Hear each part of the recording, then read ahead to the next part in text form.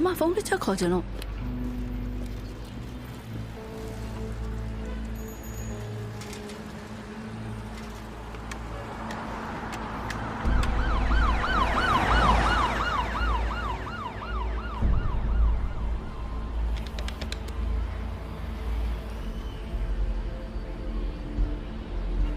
ဟေးကြောက်ဆိုင်မှာပစ္စည်းပြတ်နေလို့နည်းနည်းသွားဝယ်ချင်တယ်သိပြီပြောရည်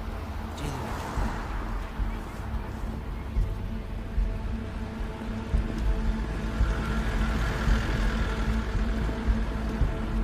ပြင်မကထုံးကိုဥတီနေ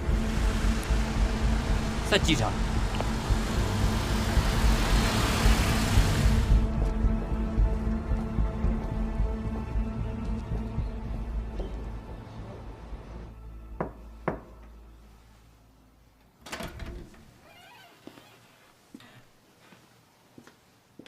မင်္ဂလာပါအန်ဒီ မင်္ဂလာပါရင်ရင်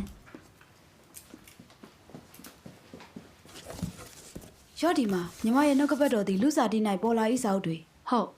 ဒီနေ့ကျမပို့လိုက်ပါမယ်အခုတလောအဖမ်းဆီးတွေများနေတယ်ဂယူးဆိုင်အောင်နော်အမ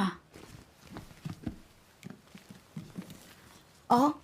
ကျမရဲ့အမျိုးတစ်ယောက်ကတရားဟောဆရာလေ။ तू ကလူကောင်းတစ်ယောက်ပါ။မနေ့ကသူ့ကိုဖခင်ရဲ့အမှုတော်တဲ့အကြောင်းပြောပြခဲ့ပြီး तू ကလေးလာခြင်းနေတယ် ကောင်းတာပေါ့